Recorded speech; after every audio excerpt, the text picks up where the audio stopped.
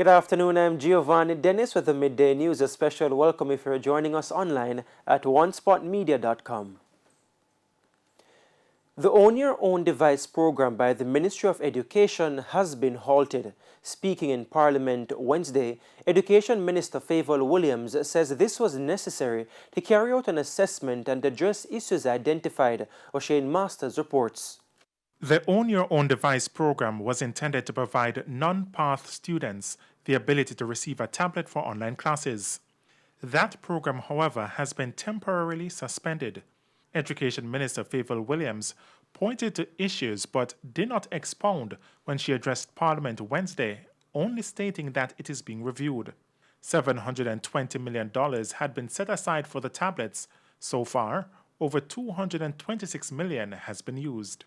As of Monday, May 17, we have received 34,058 applications on our electronic system. This amount represents 95% of the target and shows the need throughout our country to provide devices for students. We have issued approximately 24,000 vouchers to date, and as of Monday, May 17, approximately 13,337 parents or guardians have redeemed their vouchers. Currently, persons who apply for the program have to undergo a rigorous verification process by the Tax Administration of Jamaica, TVJ, for income verification and the National Student Registration System, NSRS. This is essential as only persons who are receiving between $500,000 and $1.5 million annually are eligible to receive assistance. In terms of application states, based on the final verification by way of the scoring rubric, Tax Administration of Jamaica, TVJ, income verification, and National Student Registration System, 24,437 applicants have been approved and issued vouchers. 5,287 applications did not meet the criteria. We are processing 1,614 applicants right now, and they're being issued with vouchers. 1,836 applications are under review due to TVJ income discrepancies, and 34 applicants have been placed for consideration based on the scoring rubric. Mrs. Williams noted that the majority of the applications for assistance were made in St. Catherine, St. Anne, Kingston, and St. Andrew. O'Shane Masters, TVJ News. Give education the attention it deserves. That's the charge from opposition spokesperson on education, Dr. Angela Brown-Burke. She says for far too long, the sector has been put on the back burner for other developmental projects. She was making her contribution to the sectoral debate. The opposition spokesperson on education says the education sector could be in crisis mode if it doesn't get the attention needed. Speaking in Parliament last evening, Dr. Angela Brown-Burke accused the Andrew Holness-led government of placing more focus on infrastructure developments and tourism. She notes that while those are important, if the labor force is not educated, then the rewards in those sectors will not have the desired outcome. She is therefore calling for a revision of policies to attract investments within education.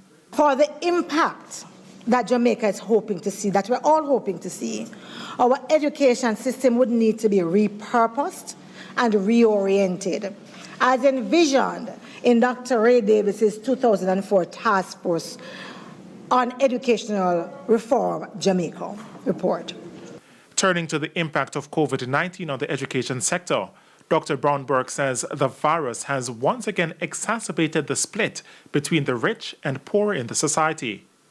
If we are to be honest to ourselves and to those who have elected us to serve, then we have to acknowledge that we have seen a tardy, partial, and inadequate response from the government. She argues that the Education Ministry has failed to engage stakeholders in a strategic, targeted response and believes not enough has been done to ensure students own devices for online classes.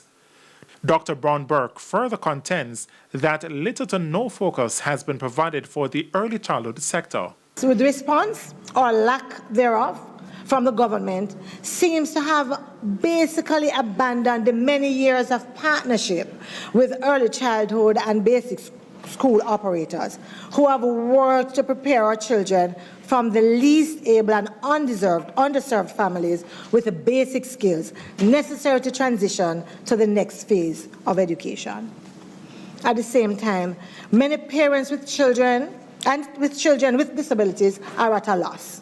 She was also critical of the way in which the Education Ministry went about finalizing plans for the Primary Exit Profile PEP exams and the Caribbean Secondary Examination Council CXC exams. There seems to be a refusal to see our private institutions as important strategic partners in education. I think our children deserve better. O'Shane Masters, TVJ News. $387 billion wasted on social intervention programs. That's according to a new report from the Caribbean Policy Research Institute, CAPRI, which says the money spent over a decade has seen no significant reduction in violence indicators. Herman Green reports. The CAPRI report, titled Testing, Challenges to Measuring Social Programs for At-Risk Youth, looked at 10 social programs implemented between fiscal years 2007-2008 and 2017-2018. The report attributed the failures to weaknesses in monitoring and evaluation. During an online forum on Tuesday, CAPRI's lead researcher, Joanna Callan, explained that the findings are nothing new, as past reports have highlighted them. But there is one repeating challenge: transparency and accountability. The lack of transparency forestalls public engagement with and the understanding of the interventions.